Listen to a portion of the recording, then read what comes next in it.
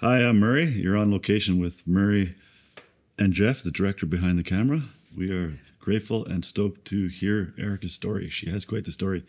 So she's going to dive right into it. If that's okay with you, can you dive right into your story? Yes, yeah, absolutely. Okay. It's nice to meet you. Thank you so much for having me. So my name is Erica McLean, and I'm originally from the Gitxsan First Nation in Hazelton, BC, where I am a proud member of the Gittimax Band and the Gisgast clan, which means fireweed/killer whale, is what we're known as. And I spent the first 19 years of my life in community. I feel like I have such a strong sense of identity and connection to those lands, which I'll talk a lot about today, because I feel like those pieces really they helped cement and create this foundation of who I am today. I think a lot about those times, even though it was kind of my first 19 years. And I moved to Prince George, the territory of the Lheidli T'enneh, just about 20 years ago now. It's kind of funny, actually, like when I look back at it now. So I went to an alternate high school in Hazelton, and when I was about 16 or 17, I started to notice, like, I just had this very broad hope of, like, I want to help people. Like, it was just a very simple idea. I just want to help people. I realized that the community that I love, the people that I care about, my home, really, we're struggling in just lots of different ways, which we know a lot of now, kind of the history and experiences and social landscapes of Indigenous communities.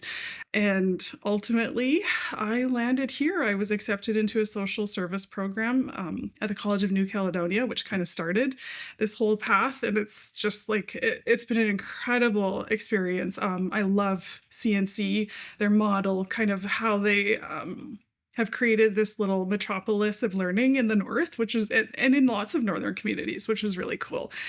So lots of love for them. Yes. And as I kind of developed on that path, I started to realize, it got a little bit clearer. So after spending a couple of years at CNC, I had, learned a little bit. I had done a few practicums in community. I had gotten a little bit more experience, which was terrifying, by the way, when you're first starting out as a young person. What were some of the practicums? So actually, my very first practicum was with the Salvation Army. And up until then, I had only ever worked in food service, so putting together food hampers, like supporting clients, making conversations. It was scary. It was different. And we had some incredible instructors who just were there alongside the whole time. And I should note, this is really funny because it was really hard to move here. So for anyone who doesn't know, Prince George is less than 500 kilometers away from Hazelton, from the village of Hazelton. But to me, that was like the other side of the world. My family loaded up my brother's pickup truck with a canopy, and that was all of my belongings, and then dropped me off here at my very first rental. Wow, did you know anybody here? No. And they dropped me off. We spent the weekend together. We did some grocery shopping, which included like pizza pops and frozen fries and frozen pizzas and stuff like that. And we all cried in the driveway as they were leaving me, because it was I was the first one to kind of, my brother, actually, I did have some family go away for like a short while to attend college. But I was one of the youngest. I have another younger sibling, but it was a big deal. It was a big deal for me to stay here. Good for you. Well, actually, I shouldn't even say I moved away, because I went home every weekend for the first 2 or 3 months, like really whenever I could. I would later learn like how that is just such like a common fixture in Indigenous communities, is that, it's not just leaving your family, like it's leaving your home. It's very, very interconnected. Wow. And I really felt that. I look back at it now and kind of smile, because I'm like, wow. Yeah, that's what it is. That's community. So going back to my time in college, I transferred to the university once I had completed kind of my diploma experience. And then through that time, it was a very significant learning. I remember, like, you do, when you're doing your undergrad, you do a lot of presentations. And there was one significant one that I still think of to this day, and I actually share this story often. So I was presenting to my cohort, and I said, prevention, early intervention, I love that work. Like, that's what I care about. And my instructor, Prevention, early intervention. which, Like that. and just for background too, like, in social work, in the world of social work, we are often intervening at like that crisis level. So very little of the work is actually prevention and early intervention, because it's often, you're supporting people when they need it the most, which is at a crisis.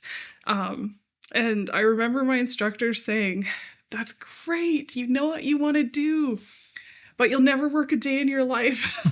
Because Funny, not funny. Yeah.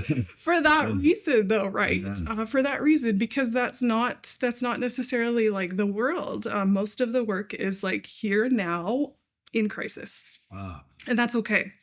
But it's just a funny story that I think of often. And after completing that degree program, which was like, wow, it was like my Everest. It was so exciting. And I started off into the world. I applied for lots of different positions that were out there. Is that after you finished your master's? At my undergrad. Your undergrad. Yeah, Okay. my Sorry to skip ahead. Social work. No, that's okay. Once I realized that, I was getting out there and just kind of trying lots of different places. By that time, I had done a practicum in public education, and loved that experience.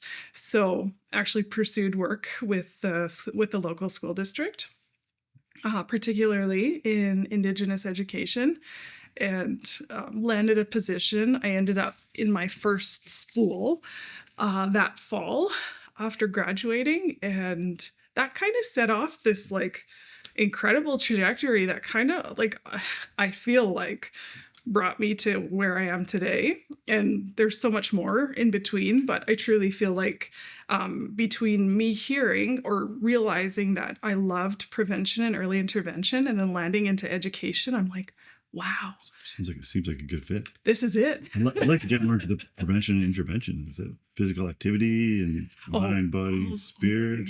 All the things. We'll talk about all of them. Yay. Yay.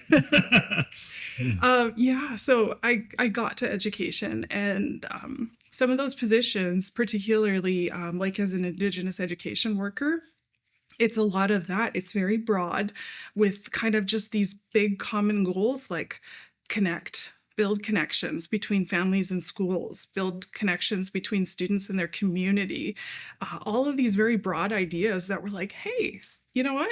You can make the work what you would like. If you can do those things while doing that work, like, go for it. That's great. So that would kind of set the stage for the next 10 years or so, which is very interesting for me, because I really learned there was kind of this, and that was a very interesting time in education, because we were shifting towards this new curriculum kind of around 2014, 2015, 16, and the BC curriculum incorporated more Indigenous education and more cultural teachings. That's great. So at the time, I went from being kind of a person who didn't necessarily feel comfortable or confident with cultural teachings, with, those parts. Like, I knew a lot of those things because I grew up in community, but to one day be told, like, you're the expert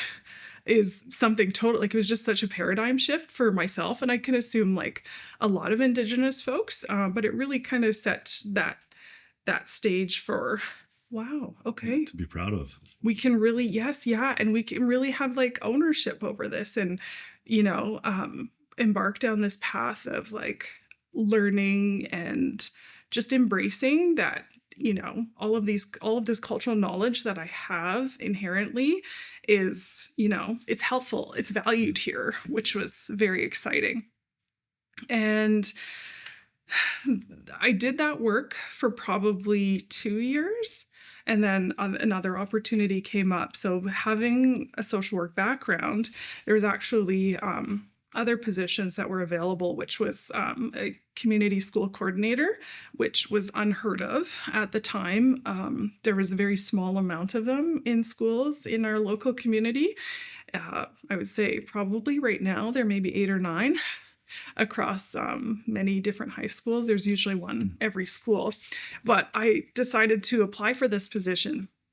And that's where, again, that message, kind of that signal, make this what you will. Here are your big here are your big goals. Here are the targets that we're aiming for, even though they're not necessarily measurable. It's build connections, it's empower young people. Community.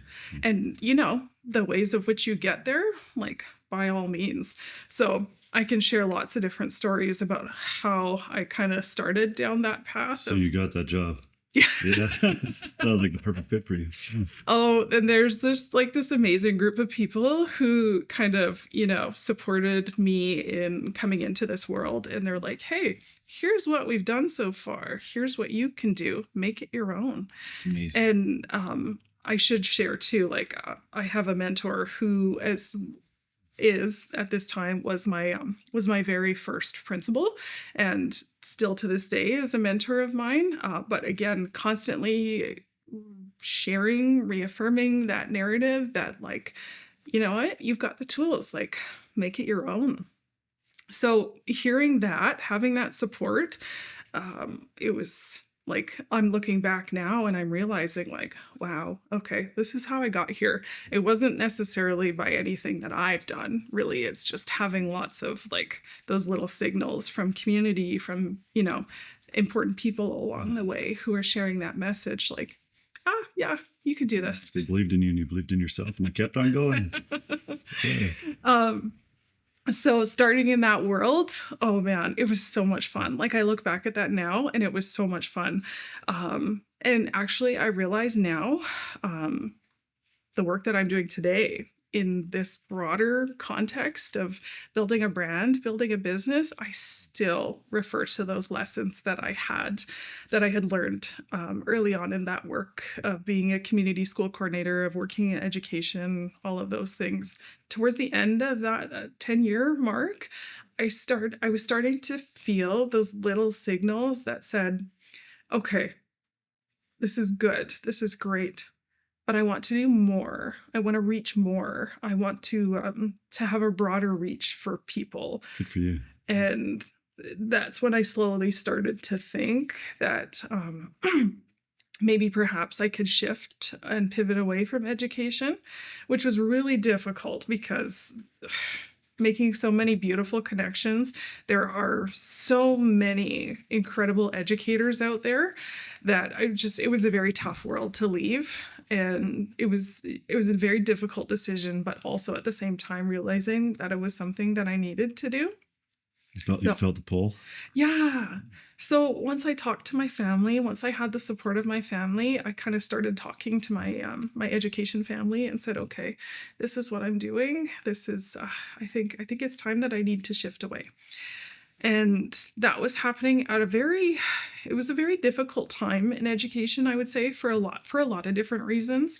But ultimately, that led to me having some conversations with people I care about also that same year, and deciding to run in the upcoming local municipal election. Yeah. So as I will always say, I care so much about education and the work that happens there. I truly feel like it is such an incredible place to address inequities across our social landscapes as a society. And it's such a beautiful place. And there's so many amazing educators who truly believe that and, care about doing that work every day. So I will endlessly be an advocate for education, or a voice for education. I just simply decided that, okay, I want to do this. I'll do it. I will run for this position, this seat on the local school board. In 2025? In 2022. Oh, okay. This is back then. Okay. Yeah. So this is, yes, yeah. This was the eternal dialogue happening back then. Okay. And that was wow. What an experience, because I didn't realize you know, many occasions in my life, I thought I was putting myself out there. I thought that I was putting myself, I was being vulnerable as a leader. And then I chose to run in a municipal election. I'm like, wow, this Now is I'm vulnerable. really Now I'm scary. vulnerable. I can imagine. This is really scary. And scary meaning like because it was a new experience. And when politics are involved, there's as is so much human emotion. Oh, I can imagine. And realizing that, navigating that, I have learned so many incredible lessons through the last 2 years. So now, as we're speaking, I am halfway through my term. I am so thank you. It was a very incredible learning experience throughout the campaign, throughout these last 2 years. We've had so many challenges, but I can look back and I can feel very hopeful and very energized. Even my trustee work this week, like I leave our meetings feeling so hopeful and energized just about the trajectory, the pathways in which we're going. There's incredible people leading out there. Like you guys are making a difference. There's so many good things happening. Can we dive into a little bit how you got this position and what was the process and for the trustee work? Yeah. So the process, how I got this position. So I decided to run in 2022 in that municipal election, and there were a lot of candidates. So there were a lot of speaking events and opportunities, and particularly during that time, there was a lot of concern around, values of inclusion. How are you supporting these things? At least particularly in my conversations with candidates. And then our school district had, just like not a great track record, not a great reputation at the time. And anyone who has read headlines in the last several years can understand that. So I think, it was a difficult time. And that's, it's been those kinds of things happen, and good time to come in and make a change. Yeah, and with also honoring the work that has been done in the past as well, and recognizing that there is no, especially now, like I can never look at the work of how we got here, how we got to difficult times. There are no singular reasons. What I've really learned in these last 2 years is how important it is, how necessary it is to hold and to really cherish democracy. Because, and I say that because in my experience, we have a team of 7 people and we are a corporate board, meaning we have zero connection to, we have our governance role, and then our senior team handles the operations world. And that can be there can be many gray parts in that work. And it's very important for us to have that open dialogue and that trust to say, actually, I think this is an operational thing. I'm going to pass this along to staff, or, oh, this is a governance thing. So, I can support that conversation, and being able to have that trust and dialogue, and to be able to make it a safe space to say, actually, no, I don't think that's our work, or I don't think that's your work, but really, truly just making it a safe space to be able to have difficult conversations. I am so our last public board meeting was very cool. I had heard from one voice particularly who said, I think that was our best demonstration of democracy. Yes. And I just thought, particularly for me with my lens and looking out at the broader context of the state of politics today, it's very difficult. Maybe perhaps what we see in the news is different than what happens behind closed doors in other political spaces. But what we see certainly in the news is that it's unhealthy, that it's very negative, that it's very polarized, all kinds of things. With that learning, I realized wow, it is so important to hold people and to hold these values and in this, this container of politics, recognizing that, we each have this very different intersection view of the world, and that's okay. And how do we hold people in that space and, maintain that respectful dialogue that yes, yeah, absolutely, we cannot agree. We have very different values, and that's okay. And continue, but still continuing the work, still continuing the conversation, because we don't have the luxury of, shutting down and, just not working. Like that's not what our political world can be. We can't do that. Like it's not an option. Yeah, wow, quite the story. I was like, how does she write a book and have a clothing brand as well and get a master's? I was doing my trustee work, or am doing my trustee work, and like I was saying, that time in education, I really I felt like I needed to do something a little bit more, and reach more people, and ultimately that led to me self-publishing my first book. And for a bit of context, I had been writing. So since my second child was born in 2017, so I had kind of that year of maternity leave. I had started a blog. So you're raising a family too. Yeah. And a blog. And a book. They inspire so much of everything. That's actually great. I often tell them that I wouldn't try as hard if I didn't have them. And at the time, so I had this year, and I decided to start writing a blog. And that was kind of like my first little step, my first little experiment into... What was it called? It's called Scotty. Yes, okay. Which is the brand name. So actually, okay.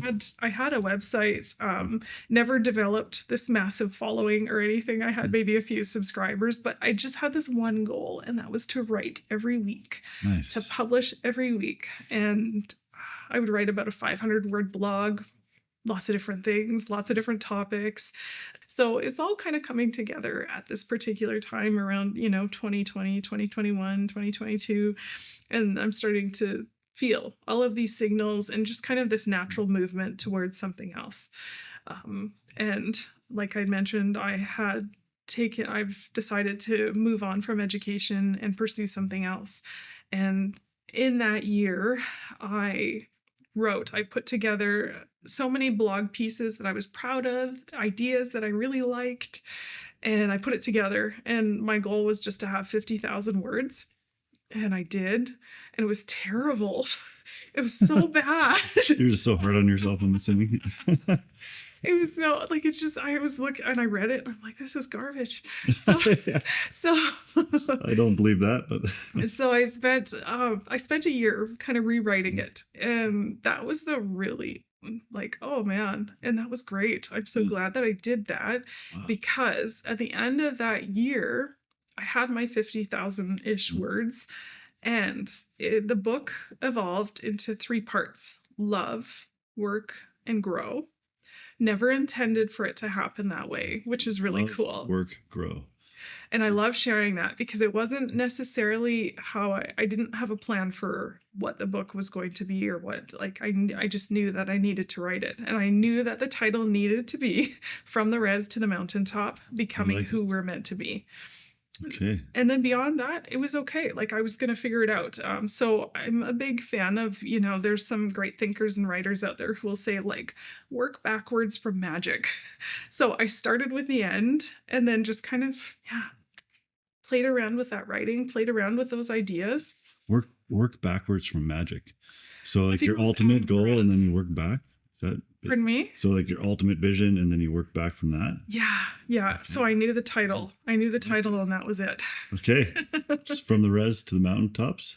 Yeah, becoming who we're meant to be. I like that, and which you clearly are. And it's so love. If I were doing a book signing right now, I always tell people, I didn't intend for that to happen. Love, meaning I had to learn to love the parts of myself that I wanted to hide from the world, that I used to be ashamed of. And once I learned how to do that, I realized I had to work really hard to become the person that I was meant to be. So part 2 is a lot of me looking in the mirror, realizing how I'm standing in my own way, which is really difficult. That's like heavy emotional lifting to do. So I commend people throughout that process. I honor the people who are doing the work, The shadow work. in reading that, when they're talking about and looking into that part 2 of the book. And then part 3, grow, I realized that once we get there, once we get to our mountaintop, it's not really, that's not it. Like, life is just this continuous evolution of who we are. So that growing, that learning continues. And part 3 is a lot of those kinds of lessons. Yeah. Your story's beautiful. Oh, thank I'm you. looking forward Thank to you. it. And now you have 2 more years as a trustee. Yeah. And Yeah. will you have big plans for that, obviously? You just want to keep on going? I don't know. I haven't. I've spoken with a few folks in different spaces a little bit. I'm not sure if I would run again. I didn't intend on running for a second term, but I do believe in the. So a lot of this is voice. My work with building the Scotty brand, that's voice. Being able to serve on your local, in your local municipal politics, that's another opportunity to build voice. And really, that's my hope. Like, that's my intention, is that, in 2024 beyond, there are other Indigenous people, Indigenous women, Indigenous people with children in the system. Like, I just want to make the space more inviting for someone like me to come behind. And I think that's a lot of what my work centers on, whether it be the political pathway or my writing / brand building pathway, is that I recognize that I never felt confident in those spaces, or I never felt like I had enough of a voice to offer that space. But, now that I've done some work, now that I've spent some time in those spaces, I just want to make it like inviting and recognize, communicate that with people that, hey, you belong here too. If you want to be here, there's space for you. Once again, helping people. That's amazing. Can we talk a little bit more about this brand? Yeah. So this is the brand here. So Skahani. Yeah, Scotty Athletics. So the name actually came from, I was looking for inspiration. So as I mentioned, I was doing this blog work, and I was looking for something in connection to my home territory. So I actually asked the designer to create something that looks like a mountain. So the reason why the logo looks like this is because I wanted it to look like a mountain with some water flowing underneath. And the actual big logo has some coastal form line, like a little bit of honoring of coastal form line in there, and creating this very simple, clean graphic. So it comes from the phrase Skanistni'i, which means on top of the mountain in the Gitxsan language. I had been looking for something something to connect to language and land from my home community, and landed on that. So actually, Skani.com was in existence when I was writing this blog many years ago, and then I just kind of brought it back to life when I was ready to publish the book. And to share a little bit about the brand, I love writing.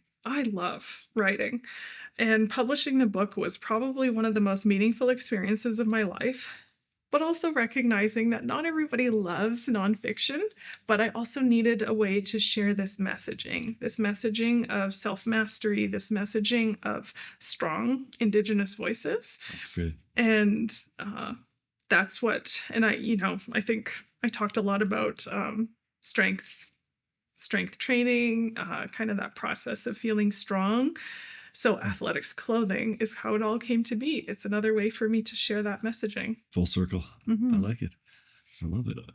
So I think now I'm kind of in this space where, and I think you'll kind of see the themes of our conversation today about supporting people about leadership. And that's really where I'm at today. My big plans for 2025 is to write an online self-paced course in leadership development that hopefully creates a learning opportunity or some self-reflection opportunities, because I do think, like, not just Indigenous young people, but all folks, there's amazing leaders out there. And really what that course, the intention is to help people create their own leadership pathways. So with your own, wherever you're at today in your work or in your student life, how can you be a leader with that, like with where you're sitting right now? It'd be really valuable to get that into the school systems and get your book into the school systems too. I hope so. I've received some like amazing reviews from people, and one person said, "Oh, this should be a part of school curriculum." Yes. Yeah. And I hope that it would be helpful so for a too. lot of folks. And again, just never wanting it to be like prescriptive, like here, follow me, here and follow the blueprint. It's never meant to be that way. Like I don't think that would work. But, you know, if we continuously create these conversations in these different spaces, then, you know, maybe we really can start to share some of that and, you know, see what that could look like. But I do want to talk about, I think the most important part of all of this work is realizing how much of my children have impacted my work. And so in the video that we created for the brand launch, so my son is a part of it, and he's 14 now. I have a 14 and a 7-year-old. Is he the one working out with you? Yeah. Yeah. Okay. And being a parent has been such an incredible learning experience in this. I think often there are narratives that, you know, at least certainly when I was growing up, that you have to, you know, once you have responsibilities, you can't do all of the other things. But I want to challenge that one a little bit. And I feel like maybe the world is shifting away from that, because I certainly, like I've shared already, I wouldn't work nearly as hard if I didn't have my children. But I'm realizing the value of bringing them along through this process and talking about the challenges of leadership, the wins of growing or developing a business. Yeah, well, I love it. Well, thank you for coming today. Yes, thank you so much. Thank you. It was so great chatting with you. That was great. You made my job easy. Thank you.